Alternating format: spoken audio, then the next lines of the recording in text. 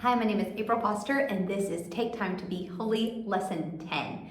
All right, so we'll start class this week with a word of prayer, then go into Bible facts and memory work. As we're on Lesson 10, you want to make sure that they know all three memory verses really well. And then we go into the lesson and then finish up with an activity at the end. All right, so going into the lesson, there's not a ton of visuals this week, but there is a lot of map work. So you have, one of your activities is to fill out a blank map.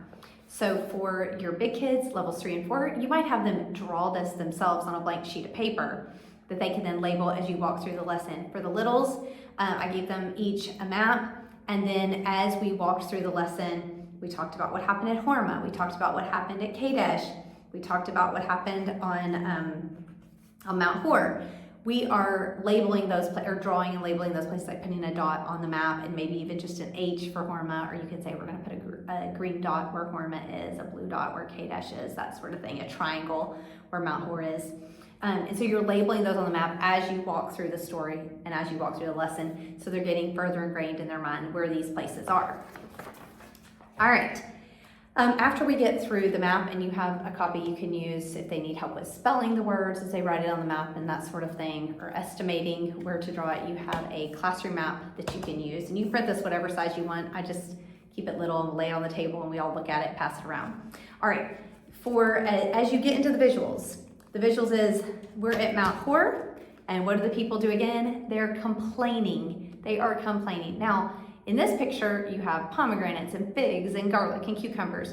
And so what I had the littles do is look at the picture and tell me what these things are that the people are complaining about.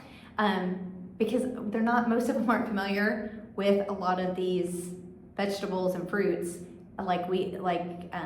because they're not as common, like pomegranates aren't as common in this country. But gladly, we had one student that knew what a pomegranate was, so that was good, but we didn't have anybody that knew what a fig was. So anyway, have them label it, look at it, talk about how the people complained. In your lesson narrative, you can read the passages from the Bible so that you're making sure that those words are repeated the way they are in Scripture. Then after that, they complained, and what did God send? God sent serpents or snakes to come bite the people, and many of the people died. Many of the people died, but God gave them a way to be saved.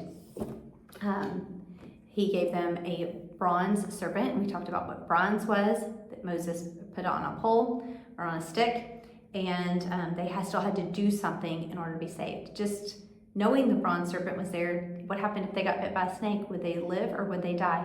They would die. But if they looked at the serpent, they would live. So they still had to look at the serpent, and then we talked a little bit about Jesus in the New Testament being lifted up in the same way, and read that passage in John 3. All right, so it's a fairly short lesson with very little visuals. Like I said, you have your maps to do. You have, for the little kids, you have a little worksheet where they can glue the serpent and the stick and fill out the little fill in the blank at the bottom. And then also you have your puzzle. As a reminder, for the puzzle, you want to put these upside down on a table or in a bag and let the kids draw out a puzzle piece, read a question, and then let them assemble the puzzle as you're answering the questions. All right, that is it for lesson number 10.